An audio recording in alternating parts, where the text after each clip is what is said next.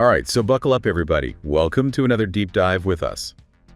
This time, we're going back to 1995, November, to be exact, November 10th. Ooh, getting specific. We have to be. It's for a very special episode. That was the night The Walk first aired. The Walk, 7th episode of the 3rd season of The X-Files. You know it well. You know, it's funny because even among all the other great X-Files episodes, The Walk always stands out for me as like a perfectly contained story. It is. You know? Like a little jewel box of spooky... The monster of the week, right? Exactly. It's not about the big alien conspiracies or anything like that. It's just this really tight, focused mystery that sucks you right in. So we've got Mulder and Scully, naturally. Of course. They're called to a military hospital, a VA hospital in Fort Evanston, Maryland. Right, and something's going on. It's more than just your average hospital visit. Yeah, it starts with this patient, Lieutenant Colonel Victor Stans. Okay. He's tried to kill himself 3 times. Wow. And each time, something weird has stopped him, like something unseen. Seriously. Yeah. This last time, he tried to drown himself in scalding hot water. But an alarm went off, the door was unlocked somehow, and they found him. Alive, but with horrible burns, obviously. Oh my gosh. So Mulder and Scully get to talk to him. He's all bandaged up, obviously, can barely speak. But he tells them that he's seen a shadowy figure, some kind of phantom soldier, and he thinks that this soldier is the one who's been interfering with his suicides. That's creepy. It gets worse. Stans also thinks this same soldier caused a fire that killed his wife and kids years ago. Oh no. So right off the bat, we're dealing with something pretty heavy. Right.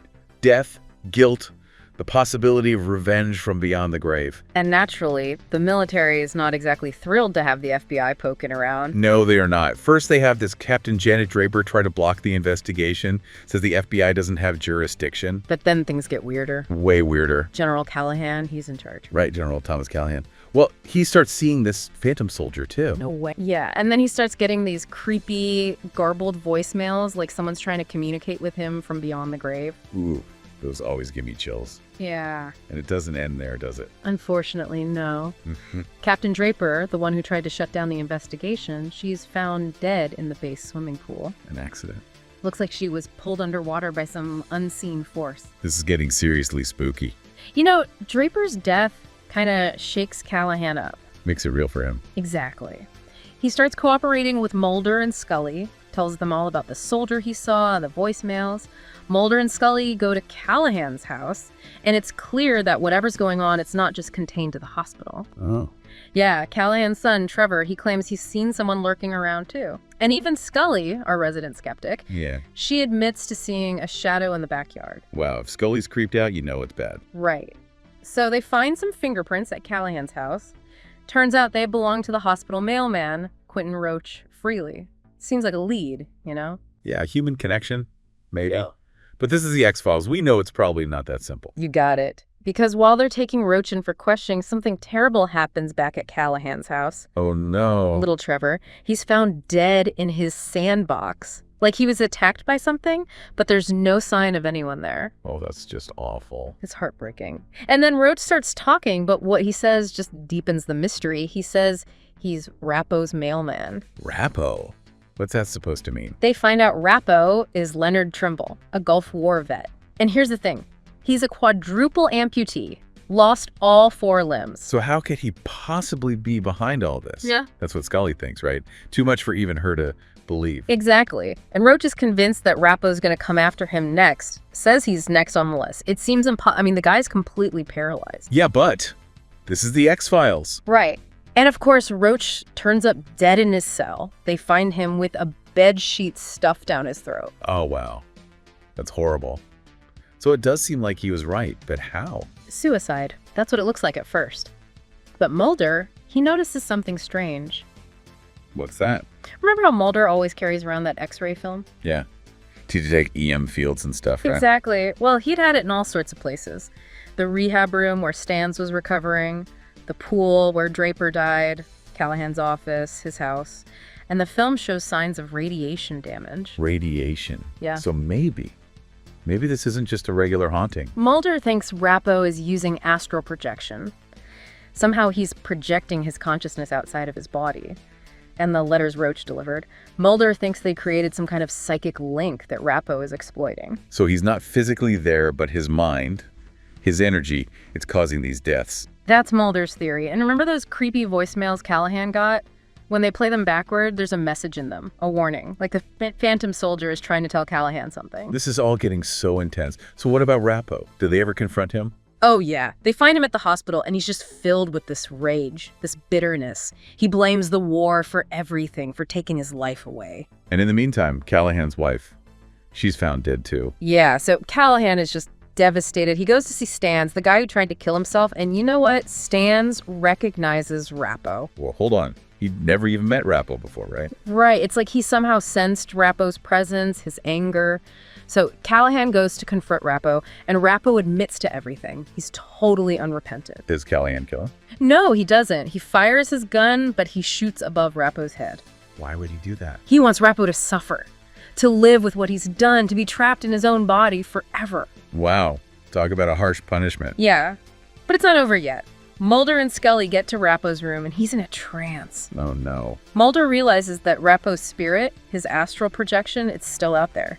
And Callahan's in danger. So they race off to try and save him. Exactly. They find Callahan in the basement of the hospital, and Rappo's astral form is attacking him.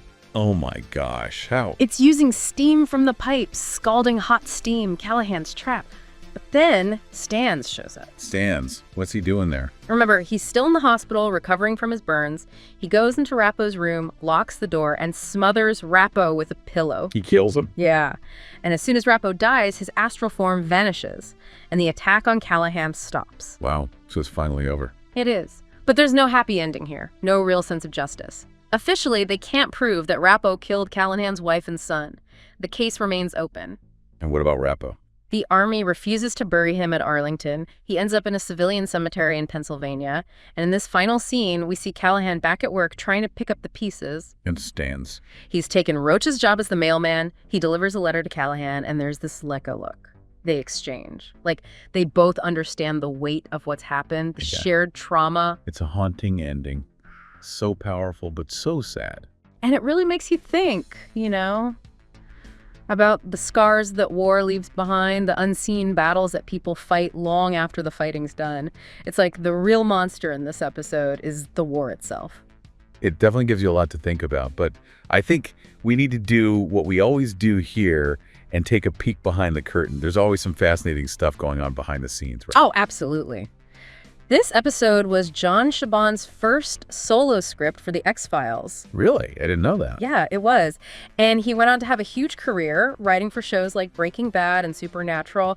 It's kind of amazing to think that this dark, intense episode was his first time flying solo in The X-Files world. It's wild. And the title, The Walk, it's so simple but so effective. It's got that double meaning, right? On the one hand, it's a military term, kind of like a final march. Right. But then it also refers to Rappo's desire to walk again, to reclaim what the war took from him. That's such a great observation. And, you know, the whole idea of the Army experimenting with astral projection. Oh, yeah. That's not totally made up. There were some real-life accounts of the U.S. Army doing psychic research, stuff like that. It was even in a book called The Men Who Stare at Goats. So they took inspiration from some real-world weirdness. That's so cool. It's that blurring of fact and fiction that makes the X-Files so great. And, you know, the episode aired just a few years after the Gulf War. That definitely adds another layer to Rappo's character. Totally. The anxieties about how veterans were treated after the war, PTSD, those were very real concerns at the time. And Chris Carter, the creator of The X-Files, he specifically wanted to show a veteran who couldn't escape the war, even though he was physically paralyzed. It makes you wonder if there's some hidden meaning in Rappo's name, too. Leonard Trimble.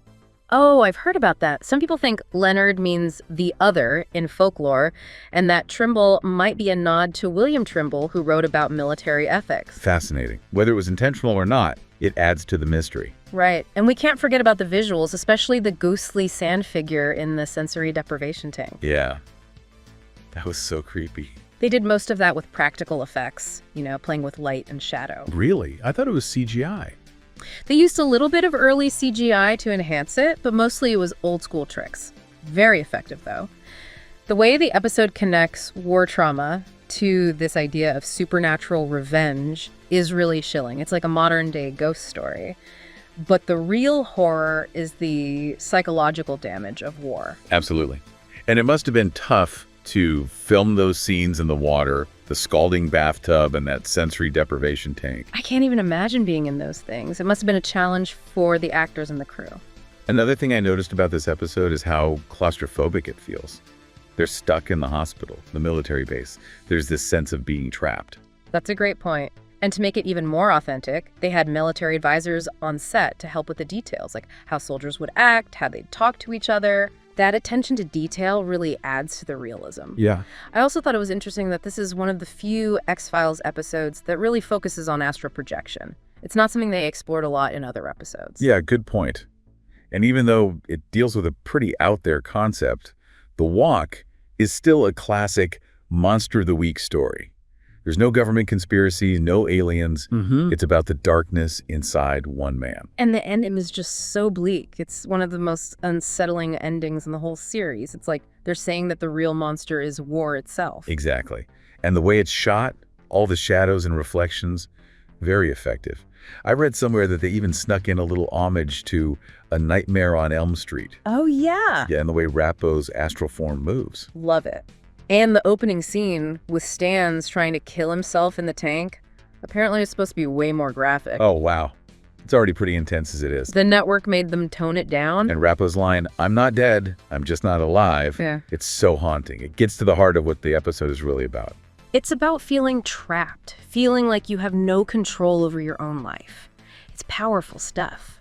The Walk may not be as famous as some other X-Files episodes, but it's definitely a fan favorite. It's one of those episodes that sticks with you. It really does. So what have we learned today?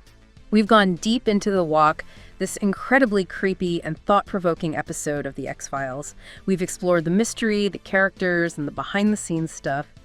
And it all comes back to this idea of trauma, vengeance, and the unseen consequences of war. It's a reminder that the things we can't see, the things we can't explain, they can be just as powerful, just as dangerous as anything in the physical world. Exactly. So as you go about your day, think about the unseen battles that might be raging around you. The hidden conflicts, the unspoken traumas. The Walk shows us that sometimes the scariest monsters are the ones we create ourselves. And on that note, we'll leave you to ponder those dark mysteries. Until next time, keep your eyes open and your minds even more so. This has been The Deep Dive, and we'll see you on the other side.